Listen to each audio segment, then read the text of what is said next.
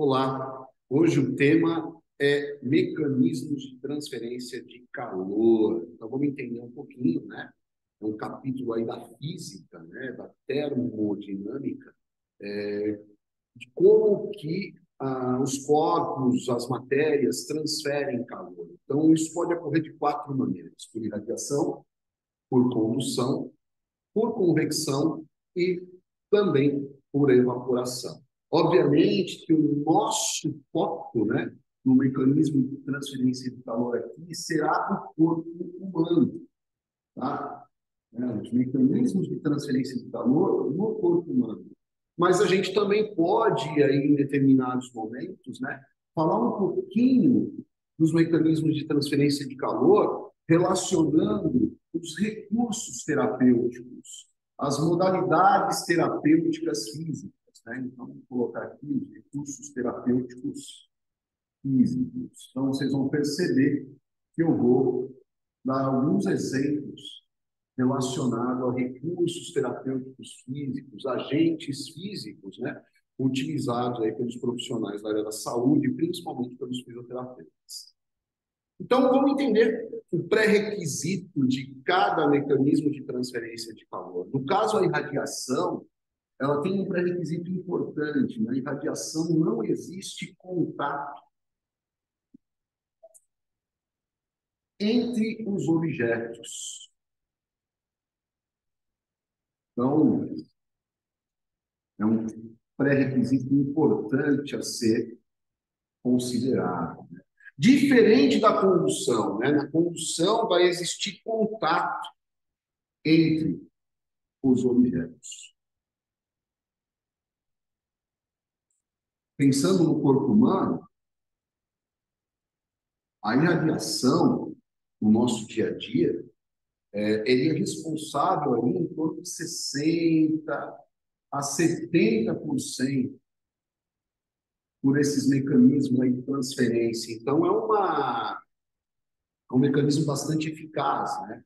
Por isso, quando a gente está praticando atividade física, levar em consideração, né, a roupa que a gente está utilizando, né, ou utilizar pouca roupa para que esse mecanismo de perda, no caso, né, fique mais favorecido, tá?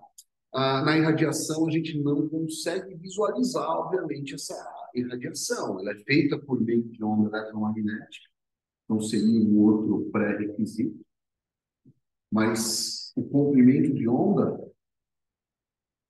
dessa onda eletromagnética está num espectro invisível, né? De ondas infravermelhas, abaixo do vermelho. Ainda bem, né? Imagina se eu tivesse aqui no vídeo dando aula para vocês e eu conseguisse visualizar toda a irradiação que está saindo do meu corpo, testa, axila, região de virilha, né? Ia ser uma poluição visual muito grande, tá? Então, dois pré-requisitos aí para ser considerado. Não existe contato entre os objetos e essa transferência acontece por meio de onda eletromagnética, obviamente, dentro de um espectro invisível. E também, importante considerar, a transferência ela vai ocorrer do objeto de maior temperatura para o objeto de menor temperatura, né? Então, imagina se essa parede aqui da lousa tivesse muito quente, eu estou próximo dela, mas eu não estou com nenhum tipo de contato.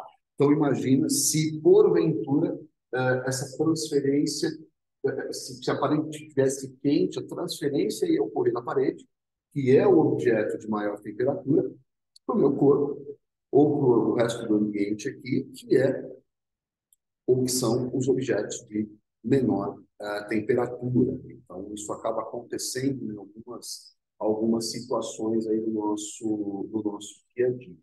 Na condução, diferente da irradiação, precisa existir um contato entre os objetos, tá? Mas também cabe ressaltar que a transferência ocorre também no objeto de maior temperatura para o objeto de menor temperatura. Mas, nesse caso, o contato estabelece uma relação de atrito. Então, no caso, eu tenho, né, como uma característica importante, um pré-requisito importante, o atrito molecular, né, o choque molecular para essa para esse mecanismo de transferência ficar bem caracterizado, tá? Então, pensem na seguinte situação, né? Quando você dorme, por exemplo, você coloca um cobertor, isso favorece uma transferência de calor por condução e também retém o calor do seu corpo, né? Porque evita que o calor do seu corpo seja perdido, né, para o meio ambiente. Então, a gente começa a entender que existem alguns tipos de comportamento que se relacionam com esse mecanismo, né, de transferência, tá? De comportamentos de uma forma geral. Abrindo um parênteses, quando a gente tem uma relação comportamental para que esse mecanismo de controle da temperatura corporal seja favorecido, nós chamamos isso, tá, de controle comportamental. Controle comportamental de quem? Da temperatura corporal. Então, vocês vão perceber também que alguns exemplos durante as nossas aulas, elas vão ter relação com esse controle comportamental da temperatura corporal. Falando em recursos terapêuticos físicos, né, nós temos recursos aí como as bolsas térmicas ou as bolsas de crioterapia, aonde a transferência ocorre com pulsão, as compressas, né, eu tenho contato, né, as próprias técnicas manuais, eu vou ter contato com ou entre os objetos, né? Você pega a lâmpada, por exemplo, de infravermelho, que hoje é pouquíssimo utilizada, ou então uma lâmpada de ultravioleta, nós temos caracterizado a transferência de calor por irradiação. Tá? Então, sempre que existe contato entre os objetos, nós chamamos de condução. E quando não existe contato entre, chamamos de radiação. Tá? Lembrando que aqui nós estamos abordando exclusivamente mecanismos de transferência de calor. A convecção ela é caracterizada pela transferência de calor por meio de grandes massas de ar. Quando eu falo grandes massas de ar, eu estou falando grandes massas de ar frio e grandes massas de ar quente, né? Então, você tem, por exemplo, na geladeira, né, transferência de calor por meio de grandes massas de ar. No nosso dia a dia, isso também pode acontecer, né? Em um ambiente com ar-condicionado, ou num ambiente que a gente sai, por exemplo, para um local muito quente, para um local muito frio. Eu posso ter transferências em grandes massas de ar, e isso favorece, né, o mecanismo por convecção. Geralmente, quando a convecção é caracterizada, ficam gotículas de água, né? Na geladeira você tem um gavetão com hortifrutis, você tem um freezer lá em cima, e aí você tem a massa de ar quente subindo, a massa de ar frio descendo, e a convecção acontecendo, né, por meio do mecanismo de transferência, e isso vai favorecer a formação de gotículas de água entre os objetos ali, entre gotículas de água na própria geladeira, tá? Então, é um ponto aí a se considerar em relação à convecção. Já na evaporação, nós temos um mecanismo exclusivo de perda de calor. E na evaporação, essa perda de calor ela ocorre por meio da sudorese.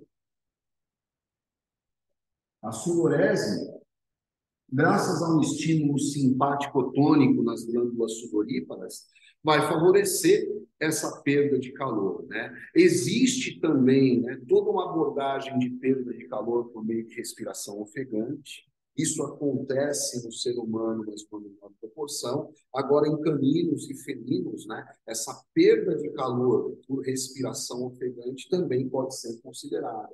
Então, vamos deixar registrado, porque a gente vai ter aulas mais à frente, aonde a respiração ofegante ela vai ser levada em consideração, tá?